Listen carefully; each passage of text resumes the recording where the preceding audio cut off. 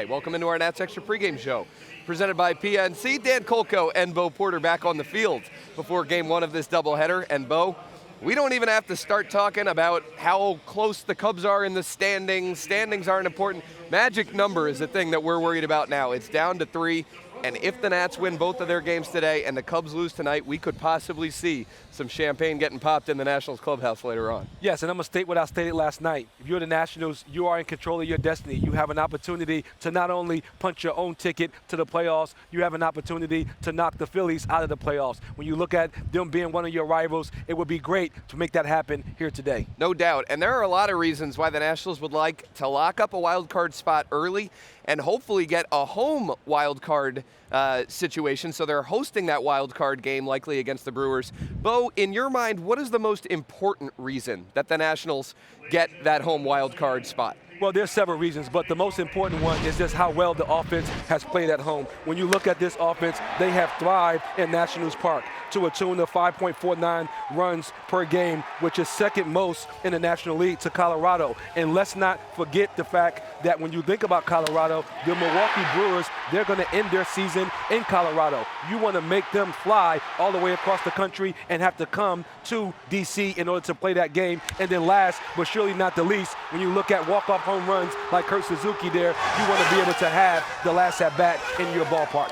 And that, to me, Bo, is the most important thing out of all of them because, yeah, the Nationals bullpen has been shaky, but bullpens all across Major League Baseball have been shaky this year. And so maybe more this year than ever before, the importance of having those last ups, that last chance to top the opposition, that's huge for any team. Yes, again, when you think about playing at home, you also want to factor in your crowd. It gives the DC fans an opportunity to come out and support this team that has been through so much this season, and they have bounced back from all the adversity. They continue to fight. They've stayed in the fight, and they're now put themselves in position to punch their postseason ticket. So, I mean, it's a great story for baseball. We talked about when this team went on their run about I had never seen a team make this type of change as you think about starting the season 19-31, and they was able to flip the script, and over the course of a 3.5-month span was the best team in baseball. So it's great to see where this team is at, and you would just love to see them go on a deep run into the postseason.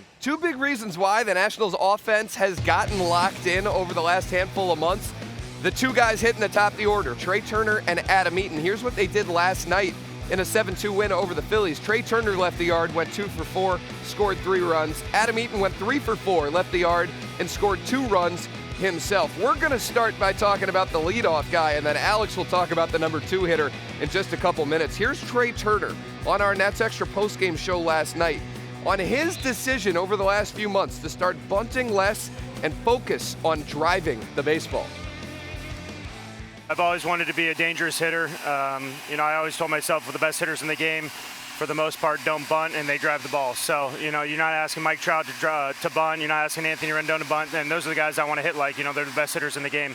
That being said, I know I have a little bit different job at the top of the order to get on base. And for me, I just want to do a little bit of everything. I want to be dangerous. I want to walk. I want to, hit for power. I want to be able to, hit the ball the other way, whatever it may be for my team. And, tonight I did a little bit of all that.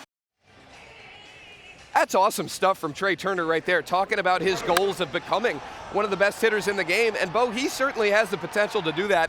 And you love the fact that he's been focusing on driving the ball more. You were applauding as we threw to that soundbite of Trey talking about bunting less. Yes, I believe this guy can get 70 extra base hits. When you think about the fact that he is a prolific base stealer, which means pitchers, they are afraid to put him on base. So he's going to get more challenged fastballs than probably anybody in this lineup, hitting leadoff and having those 2 big Amazons coming behind him and Rendon and Soto. I think he can take advantage of that, and his mindset should be, let me lead off the game, let me make the score 1-0, rather than trying to just walk or bunt and get on base. He can impact the game in so many ways, but power is the way in which I'm glad to see he has finally made that switch within his thought process. Here at Nationals Park, he's gotten comfortable in a hurry. Yes, Patrick Corbin has been outstanding. You look at his body of work, and you think about Patrick Corbin from a standpoint, if you watch him pitch one time, because his slider can be so dominant, you would think that he's more so a one-pitch pitcher. But what you realized last night is Patrick Corbin is one of the smartest pitchers in all of baseball. He understands exactly how he got you out the first time or what he's going to do to you the next time. You saw him use the top of the zone fastball last night against Harper and against Hoskins in big situations, even though he know that he has that kill slider. He has the ability to command all his pitches, and that's what makes him so great.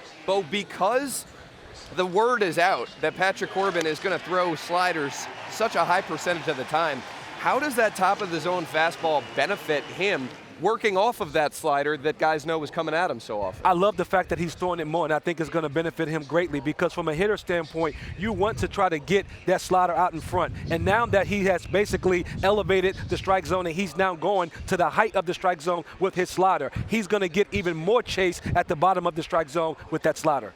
Here's Patrick Corbin after his win last night, a guy that's never pitched in a postseason game, discussing pitching last night in a wild card race.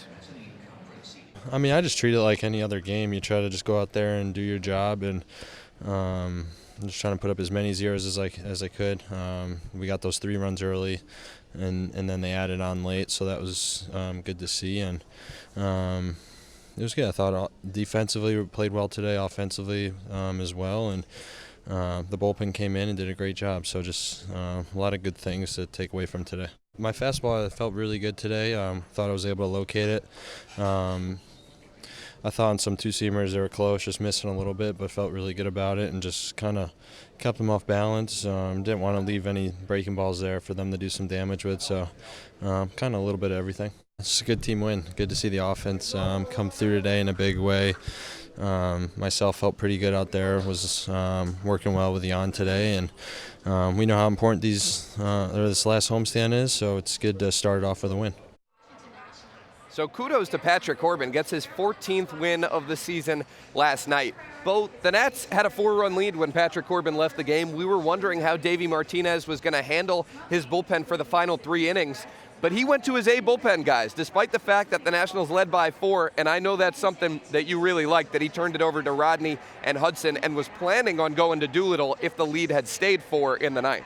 I love the way Davey used his bullpen last night. He managed a 4-run lead like it was a 2-run lead, and he rightfully so. When you look at the fact that these are elimination games, Rodney did a great job coming into the 7th inning. But to me, the most critical decision was him bringing in Hudson, who I believe is the best high-leverage guy we have down there. He brought Hudson in the 8th inning to face the Phillies' middle of the lineup, and he was able to go through Harper and Hoskins in the middle of the lineup and did not allow any damage to happen. And he had Doolittle set to close out the game if the lead would have stayed a 4-run lead. Great job by Davey Martinez managing the bullpen last night. And then when the lead got up to 6, he was able to bring Javi Guerra in, rest Sean Doolittle a little bit. But Davey Martinez saying earlier today, Bo, that he's going to need to go to Sean Doolittle. It's not breaking news by any means. He's going to need Doolittle in the 8th inning, in the 9th inning, down the stretch here and into the postseason if this team is going to go where they want to go. How important will it be for Sean Doolittle mentally, do you think, to eventually get into a game,